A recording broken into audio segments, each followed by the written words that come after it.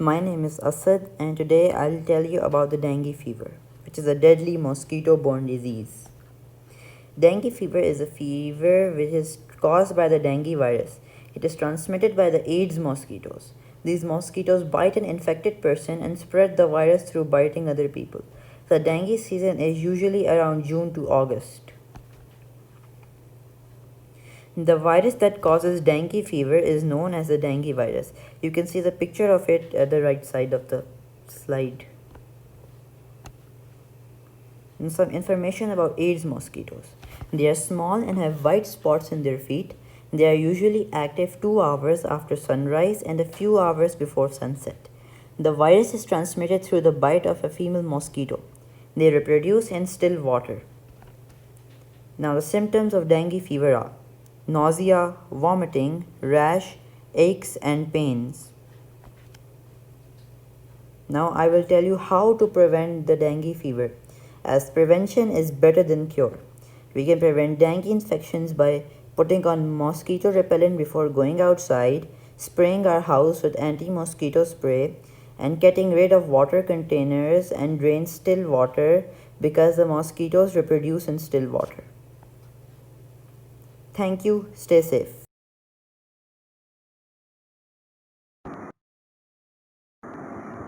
Poliomyelitis by Salal Rafi. What is poliomyelitis? Polio is an infectious disease caused by poliovirus. It is transmitted through contact with an infected person, primarily through the fecal-oral route. The virus enters the body through the mouth or respiratory system.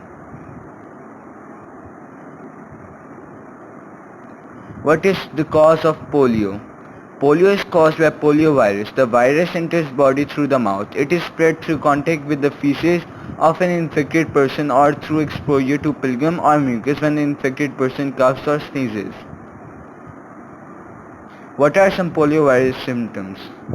Fever, sore throat, headache, vomiting, fatigue, back pain or stiffness, neck pain or stiffness in the arms or legs. Can you recover from polio? People who have mild polio symptoms usually make a full recovery within 1 to 2 weeks. People whose symptoms are more severe can be weak or paralyzed for life, and some may die. After recovery, a few people might develop post-polio syndrome as long as 30 to 40 years after their fatal defeat. How doctors treat polio? Bed rest, painkillers, antispasmodic drugs to relax muscles, antibiotics for urinary tract, portable ventilators to help with breathing, physical therapy, heating pads or warm towels to ease muscle aches and spasms. Is there any cure for polio? As there is no cure for polio, the focus is on increasing the comfort, speeding recovery and preventing complications. Supportive treatments include pain relievers, how to avoid polio. 4 doses from birth to 14 weeks of age is the recommended schedule. However, in an environment such as Pakistan where the sanitation is poor and immunity response from children is weak due to chronic illness or malnutrition, they should be immunized as many times as possible within 4 weeks every dose. Polio and Pakistan. In 2014, the number of polio cases reached 306, the highest it has been since 2000.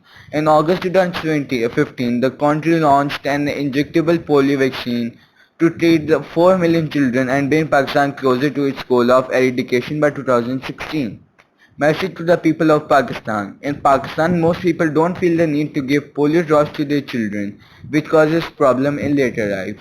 The later life effects can be called the late effects as the late effects of polio are when the physical symptoms return 15 years after or more after the first polio infection. It is important to avoid the physical interaction. These are some pictures I took for Pakistan and polio. Now more than ever, stop polio forever. Thank you.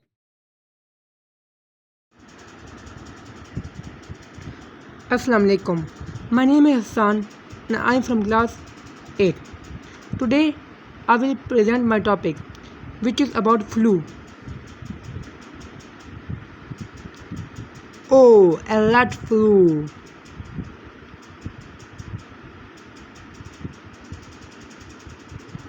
Now I will tell you about flu. Flu is an extremely contagious respiratory illness caused by influenza A or B viruses.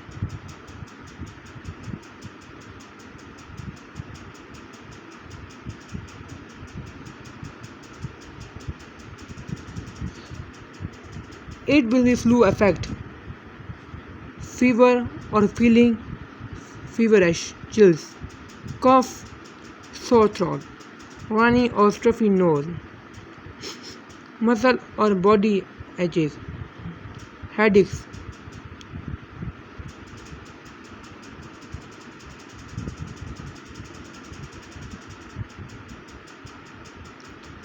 This is one most important thing, that how flu is separated.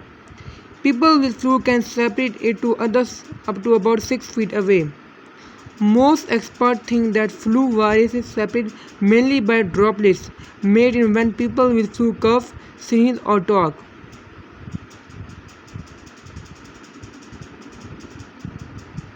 This precaution is mostly needed. Wash your hand often with a soap and water or with an alcohol-based hand rub, especially after coughing or sneezing and before eating. Second, cover your mouth and nose with a tissue when you cough or sneeze. If you don't have a tissue, use the upper part of your sleeve. Third, avoid touching your eyes, nose, and mouth. Fourth, avoid close contact with people who are sick. Fifth, stay home when you are sick. Sixth, clean and disinfect frequently touch surface especially when someone is sick. And last, get plenty of sleep by physical active, manage your stress, drink plenty of fluids and eat nutrient food. If you don't follow this, this is the result. Oh my god.